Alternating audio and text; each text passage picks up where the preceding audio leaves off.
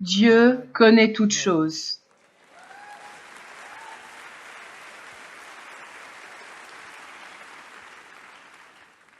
Je ne vais pas prêcher. Pourriez-vous me laisser simplement parler? J'aimerais simplement parler. J'aimerais que vous alliez dans le psaume 139, s'il vous plaît.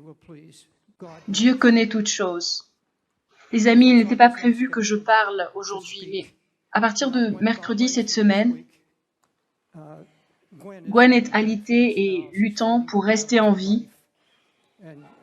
Et j'ai beaucoup demandé la prière pour elle. Je n'avais pas prévu d'être ici. Mais mercredi, ou c'était plutôt jeudi, le Saint-Esprit est venu sur moi et m'a dit « Tu dois aller dimanche matin pour parler. Tu dois simplement dire ce que je te dis de dire. Partage simplement ce qu'il y a dans ton cœur. » Et il s'agira alors de partager mon cœur. Ceci n'est pas un message prophétique, c'est un message d'espérance. Alors j'ai dit, oui, j'irai, mais tu dois me donner la force. Et il m'en a donné, voici les mots qu'il m'a donnés. Dieu connaît toutes choses. Psaume chapitre 139, si vous voulez bien, s'il vous plaît. Je lis à partir de la version King James. Éternel, tu me sondes et tu me, quoi? Tu me connais. Tu sais quand je m'assieds et quand je me lève. Tu pénètres de loin ma pensée. Tu sais quand je marche et quand je me couche, et tu pénètres toutes mes voies. Car la parole n'est pas sur ma langue que déjà, ô Éternel, tu la connais entièrement. Tu m'entoures par derrière et par devant, et tu mets ta main sur moi. Une science aussi merveilleuse est au-dessus de ma portée. Elle est trop élevée pour que je puisse la saisir. Où irai-je loin de ton esprit? Et où fuirai-je loin de ta face? C'est ce que je voulais lire. Il connaît toutes choses. Père céleste, s'il te plaît, voudrais-tu venir et réconforter les cœurs de toutes ces personnes qui vivent avec toutes ces peurs concernant le futur? Viens maintenant. Pour ceux qui ont franchi le seuil de cette assemblée, qui sont venus avec un cœur lourd, un cœur peiné, et d'autres encore dans la confusion. Seigneur, j'ignore qui ils sont. Il n'y a aucun moyen pour moi de savoir qu'ils sont ici, mais parle à leur cœur. Et ils le reconnaîtront, parce que lorsque tu nous parles, c'est comme si quelqu'un avait divulgué notre vie. Lorsque tu parles et que ton Saint-Esprit vient, il y a quelque chose qui touche les cœurs et qui ne peut pas être balayé. Alors je viens humblement à toi, comme une voix simplement. Veuilles-tu nous communiquer ta pensée et ta miséricorde. J'ai ainsi prié au nom de Christ. Amen. Ce message sera diffusé sur Internet pour aller partout dans le monde et ce matin, j'aimerais parler à ceux qui sont dans l'affliction, à ceux qui sont en train d'être éprouvés. J'aimerais parler à ceux qui prennent soin de leurs parents ou de toute autre personne et qui savent ce que c'est que de voir la peine et la détérioration de la vie d'une personne que l'on aime. Ou alors à ceux qui avaient perdu un membre proche et vous êtes dans la tristesse. Ou encore vous avez peut-être été licencié, vous êtes au chômage, ou vous avez peut-être perdu votre maison, ou pensant que vous n'allez peut-être plus avoir de toit, de maison, et que vos finances ne font qu'empirer, devenir pire. Je suis ici pour vous dire que Dieu connaît toutes choses. Je dis que je suis ici pour vous dire que Dieu connaît toutes choses. Vous savez, quelquefois, les gens viennent à vous pour vous dire « Comment est-ce que tu vas? Comment est-ce que ça va ?» Et quelquefois, je pense « Tu veux vraiment savoir ?» Car voyez-vous, c'est devenu comme une habitude, comme une simple habitude, même pour les gens qui marchent avec Jésus sincèrement, de demander comme ça, comme par habitude « Et comment est-ce que tu vas ?» Mais en vérité, les gens sont tellement dépassés par leurs propres problèmes que lorsque vous commencez à leur parler ouvertement pour leur dire « Eh bien, je suis sur le point d'aller à l'hôpital, j'ai un problème au niveau de ma carte bancaire », et que vous commencez à parler des problèmes que vous avez avec vos enfants, eh bien, ils ne saisissent même pas, ils ne comprennent même pas. Car c'est devenu une habitude de simplement demander pour demander. J'ai demandé la prière durant ces 4 dernières années pour mon fils, Greg, un merveilleux enfant de Dieu, prédicateur de l'Évangile qui, durant 4 ans, a subi des opérations au niveau du dos, sans succès, et encore beaucoup d'autres opérations et procédures pendant 4 ans, vivant avec une telle douleur que les médicaments ne pouvaient même pas l'atténuer. Et ce jeune homme a été éprouvé tellement de fois, passé par tellement de moments difficiles, et pourtant, je continue de le voir grandir en Christ. Il m'a appelé la semaine dernière et il m'a dit « Papa, je suis allé chez le médecin, comme toujours. J'y vais 1 fois par mois. Alors que j'étais dans la salle d'attente, attendant de voir le médecin, j'ai entrepris une discussion, une conversation avec une petite dame. Elle était estropiée, elle souffrait et elle avait eu une opération au niveau de la nuque. Elle souffrait énormément et il n'a fait que l'écouter, en sachant que lui-même était allé pour voir le médecin. Elle est entrée pour aller voir le médecin et lorsqu'elle est sortie dans la salle d'attente, Greg y était toujours. Il m'a dit « Papa, elle est venue vers moi pour me dire « S'il vous plaît, est-ce que vous pourriez me rendre un service ?» Je me suis cassé quelque chose au niveau de la main et c'est une personne qui a démarré ma voiture. Pourriez-vous venir simplement pour démarrer ma voiture? Naturellement, Greg l'a fait. Il est allé en bas avec elle, il a ouvert la voiture, il a démarré sa voiture. Elle l'a regardé et lui a dit « Vous n'avez aucune idée de ce que ceci représente pour moi. » Il a touché son épaule pour lui dire « Je sais.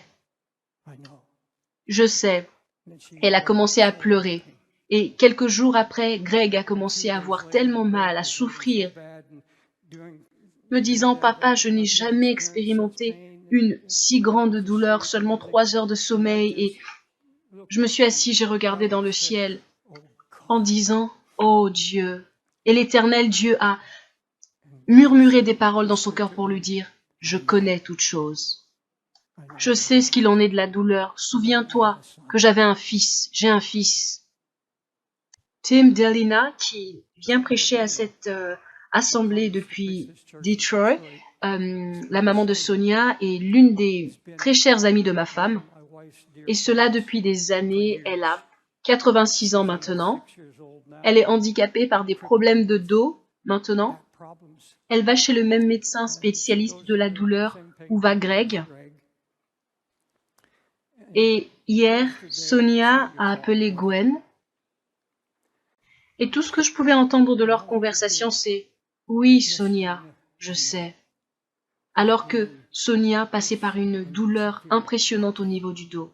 J'ai été opérée 28 fois et je pouvais entendre Sonia dire à Gwen « Gwenny, je sais, je comprends.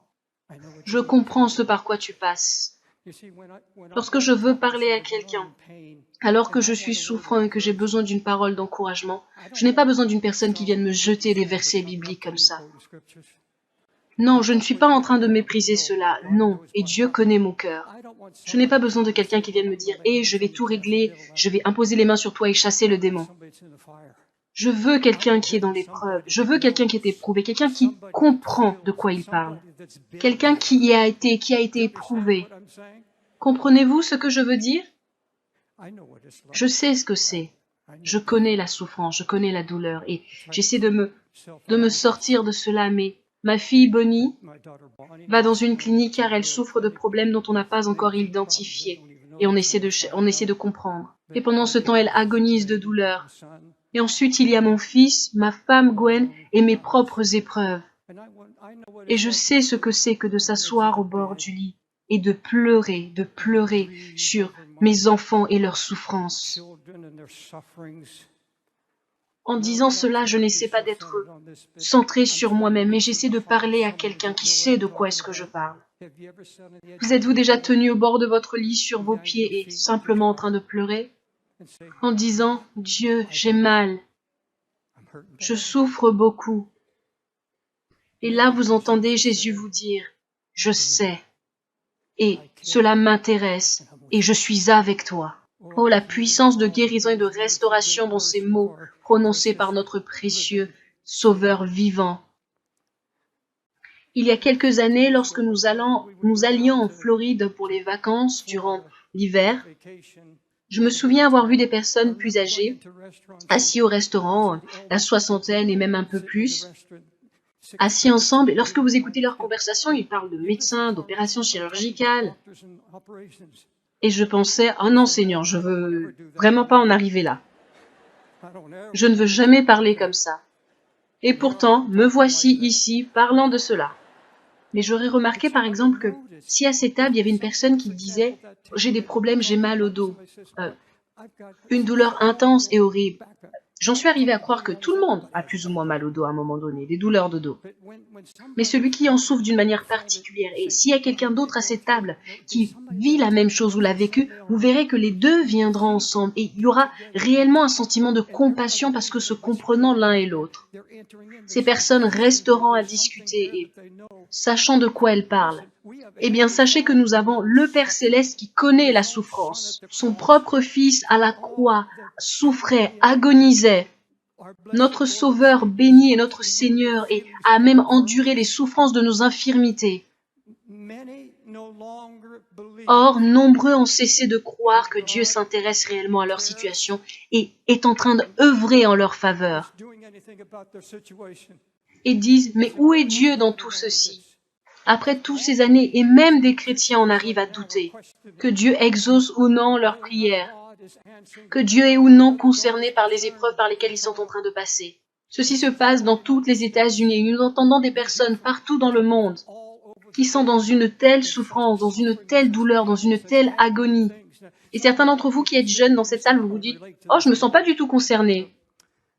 Eh bien, le temps fera les choses. Je ne vous le souhaite pas, mais tout ce que je vous dis, c'est que avec le temps, vous connaîtrez vous aussi la douleur.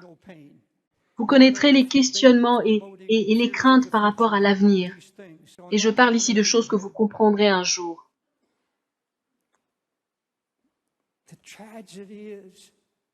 La tragédie, c'est lorsque la souffrance continue et que les situations empirent et que vos cris semblent ne pas être entendus.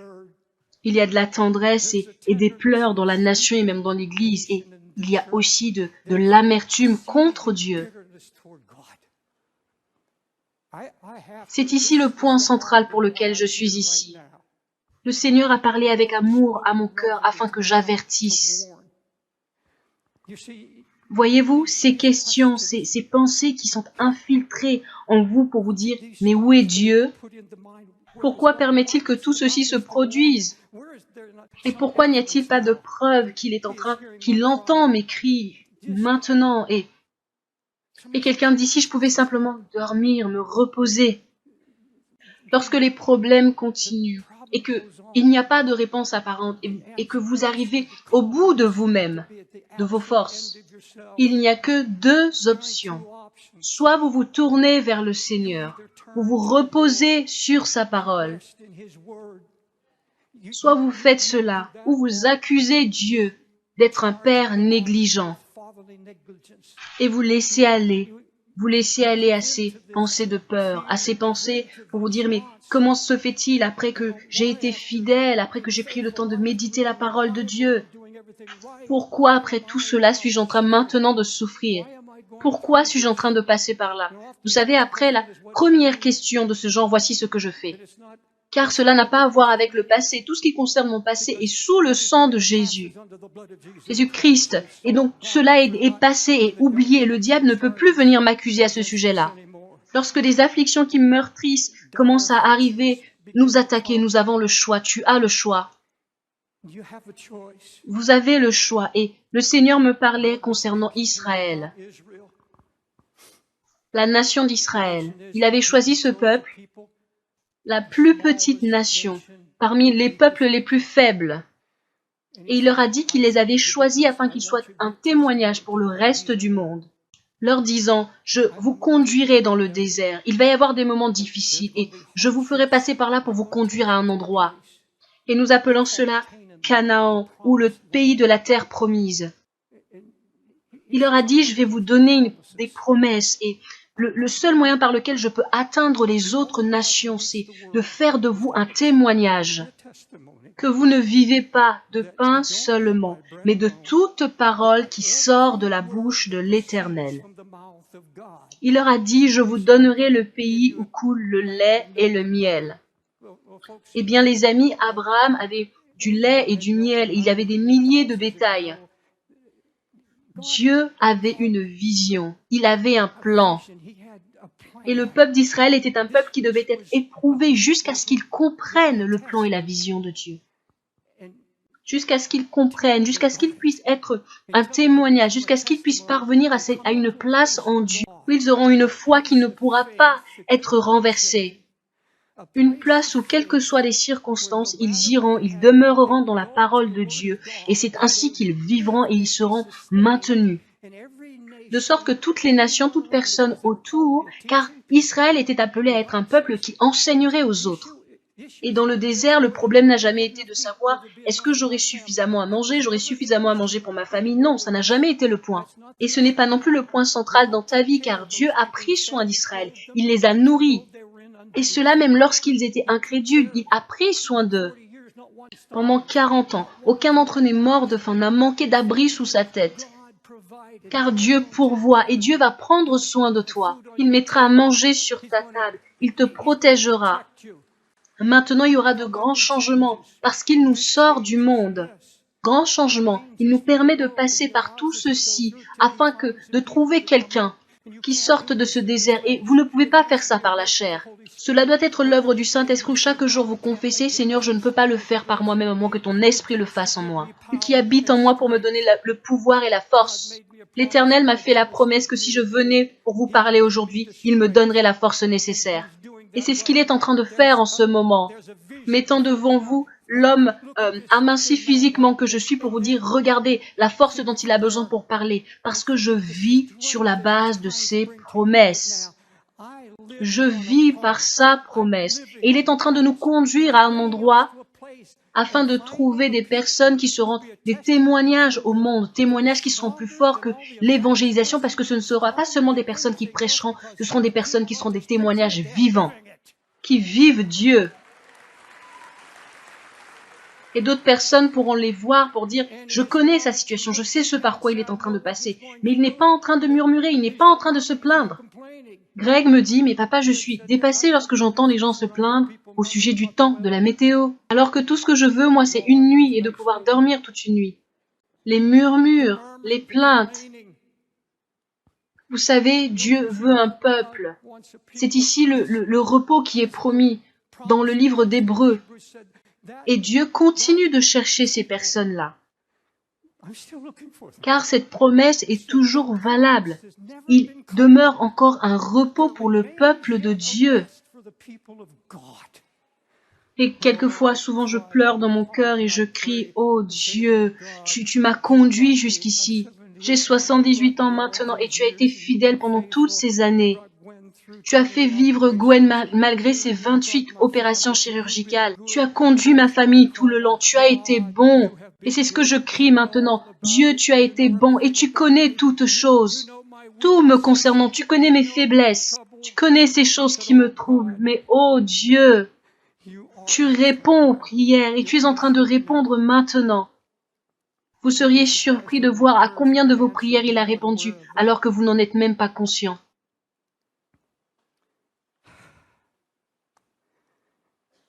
Voyez-vous, Dieu sait ce qu'il y a dans nos cœurs. Il sait toutes choses, et c'est ce que la parole de Dieu déclare. Quelques pharisiens vinrent à Jésus pour l'entendre parler. Et dans la Bible, nous voyons qu'ils l'ont méprisé, qu'ils l'ont ridiculisé. Et Jésus se tourna vers ces pharisiens qui étaient dans la convoitise pour leur dire « Vous cherchez à paraître juste devant les hommes, mais Dieu connaît vos cœurs. Ce qui est élevé parmi les hommes est une abomination devant Dieu. »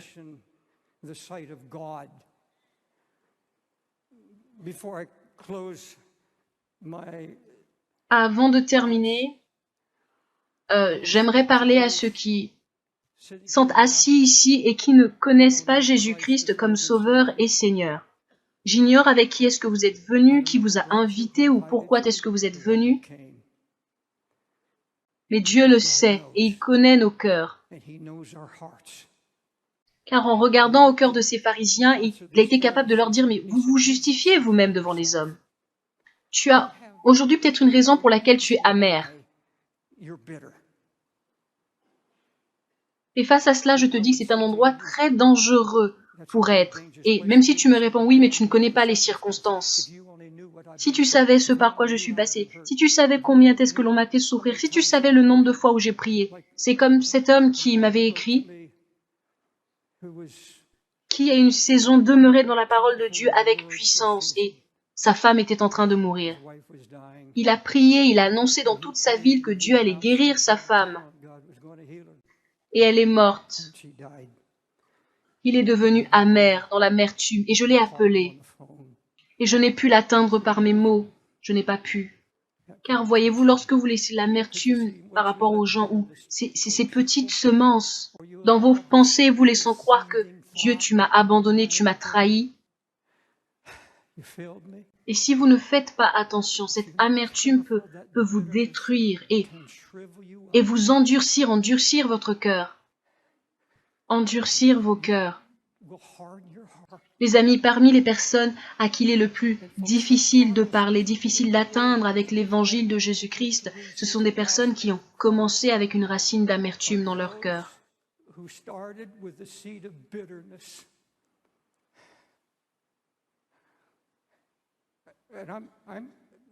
À partir de ce moment, je ne suis pas en train de parler en lisant mes notes.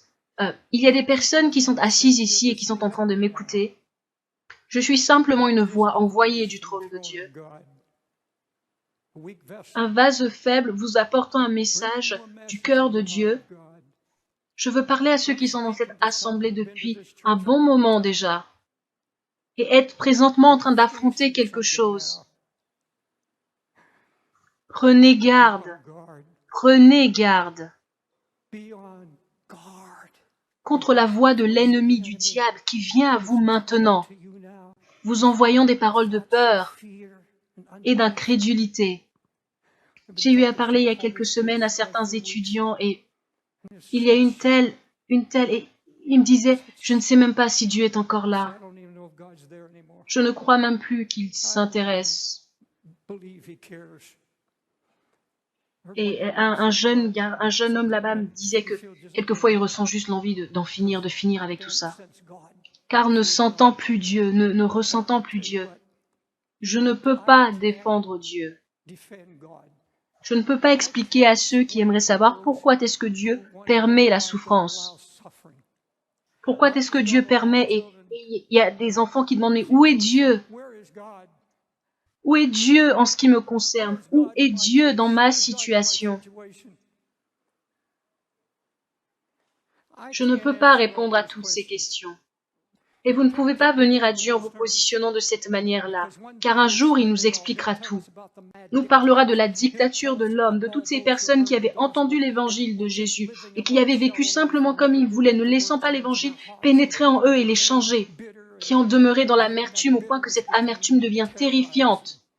Un jour l'Éternel Dieu nous expliquera tout cela. Ne pouvons pas vous dire ce que je ne sais pas, je peux toutefois vous dire ce que je sais. En retournant au psaume 139, je sais, Éternel, tu me sondes et tu me connais. Tu sais quand je m'assieds et quand je me lève. Je sais que Dieu a pardonné mes péchés. Je sais que je suis lavé par le sang de Jésus-Christ. Je sais qu'il a promis de me préserver de la chute et de me présenter devant le trône de Dieu sans tache ni ride. Je crois en ce qu'il a dit, savoir qu'il pourvoira à tous mes besoins, conformément à sa miséricorde. Je sais que Dieu est réel, qu'il est là et qu'il continue de guérir et qu'il écoute les prières. Je sais qu'il peut te rencontrer là dans ta tristesse, là dans ton chagrin. Je sais cela, il connaît le chemin que j'emprunte. Et alors qu'il m'éprouve, je sortirai de là pur comme de l'or. Et je crois de tout mon être que nous devons être des personnes qui sont des témoignages, à un moment ou à un autre, Je ne vivrai pas de pain seulement, en ne me focalisant pas seulement sur mes besoins matériels. Ne vivons pas dans une peur constante, mais allant humblement devant le trône de Christ pour dire « Jésus, ta parole est éternelle. Tu as prouvé ta fidélité de génération en génération et ce livre, la Bible, est plein de souffrances et aussi des délivrances accordées. » Alléluia, louange à Yahweh.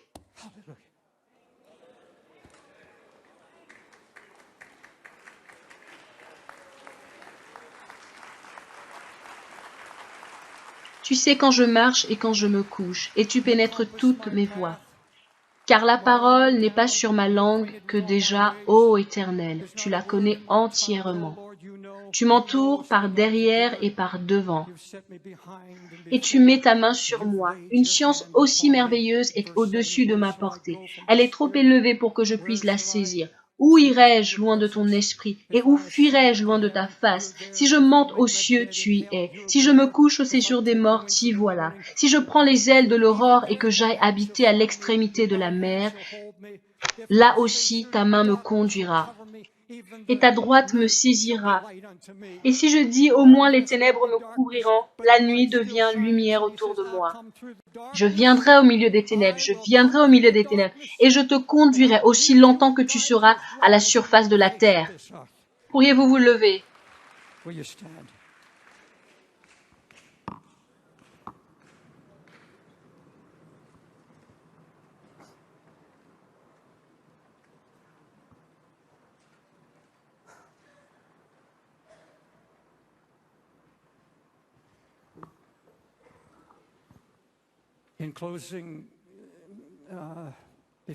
Pour clôturer, avant que nous n'adorions, pour une nouvelle saison, j'aimerais lancer une invitation. Ceux qui sont au niveau du balcon, à tout autre endroit, où que vous soyez, au son de ma voix,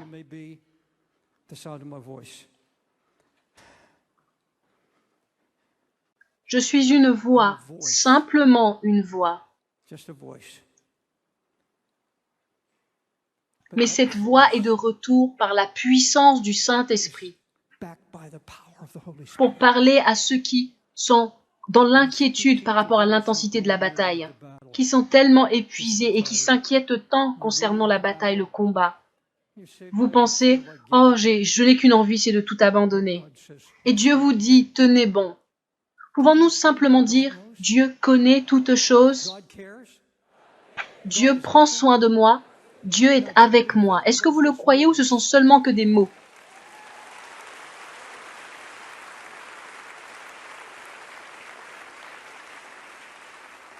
Si tu t'es refroidi spirituellement et si tu es éloigné de Dieu, ou alors que tu es ici faisant face à un problème de vie ou de mort, ce n'est pas le moment pour donner des excuses pour expliquer pourquoi est-ce que tu ne sers pas Christ, comme le firent les pharisiens. Plus aucune excuse. Plus aucune excuse pour refuser de reconnaître la seigneurie de Jésus, afin de vous abandonner à lui. Si vous êtes en train de vous détourner de Christ, vous avez choisi le mauvais moment. Vous avez choisi la mauvaise heure. La fin du temps est proche et vous allez vous tenir devant Dieu. Que vous le croyez ou non, je ne prendrai pas de risque.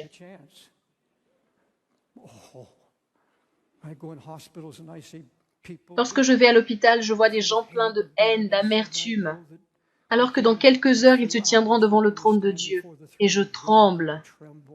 Je n'essaie pas de vous effrayer, j'essaie de vous dire que Dieu, dans sa miséricorde, est venu, et il a envoyé aujourd'hui quelqu'un à ce pupitre, ce matin, en ce temps, à cet endroit, pour vous sauver, et pour faire quelque chose de surnaturel dans vos vies.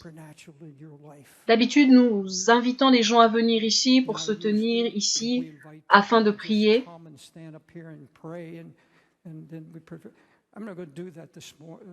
Et je ne vais pas le faire ce matin.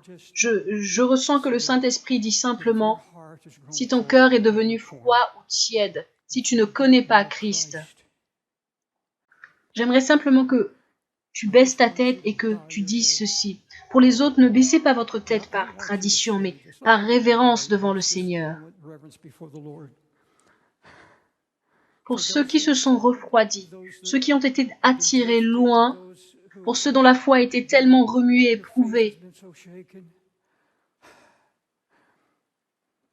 ce ne sont pas des mots durs qui vous sont adressés, mais ce sont des paroles douces émanant du Saint-Esprit.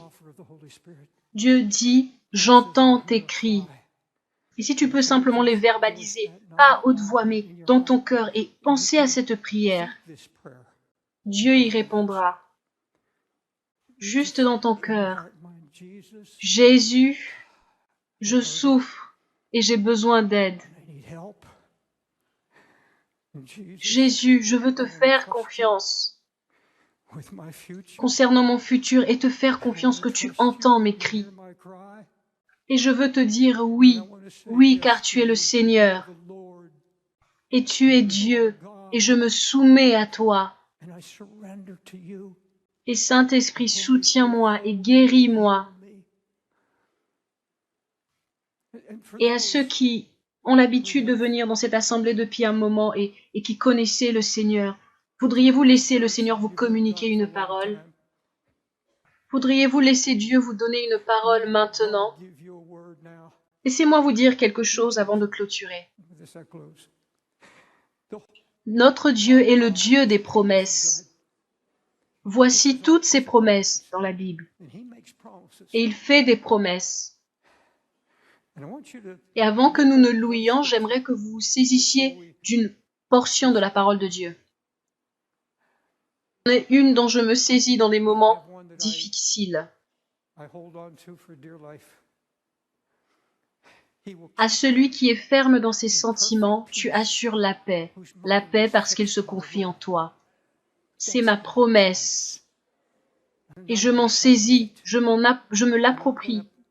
Et je vais avoir un moment de silence, au cours duquel j'aimerais que tu t'appropries une promesse qu'il t'a faite concernant ce qui va arriver.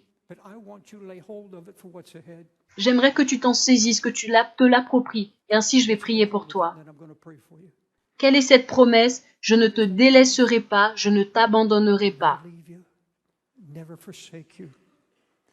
Saisis-toi de la promesse, approprie-toi cette promesse. Est-ce que tu es sans emploi? Approprie-toi sa promesse, et cela chaque jour. Approprie-toi des promesses. Pourrais-tu regarder par ici maintenant? Je ne suis pas en train de faire la promesse de quoi que ce soit. J'ai un site internet où chaque jour j'envoie des exhortations, s'appuyant sur les Écritures pour parler d'espérance. Et je ne sais même pas quelle est l'adresse du site. La preuve en est, je n'en fais pas la publicité. Mais je sais que partout dans le monde, il y a des gens qui ont tout perdu et qui reçoivent ces paroles, ces exhortations. Et Dieu pourvoit aux besoins. Dieu est en train de répondre aux prières. Et des témoignages ne cessent d'abonder. Et tu vas être un de ces témoignages. Tu seras ce témoignage pour Jésus-Christ.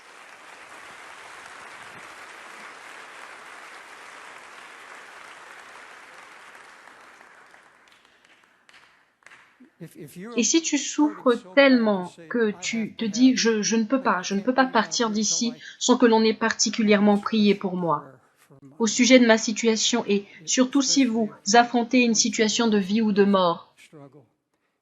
Et si vous ressentez ce besoin, sachez que cet endroit vous est ouvert. Venez, descendez simplement, et alors que nous allons adorer, nous allons prier pour vous.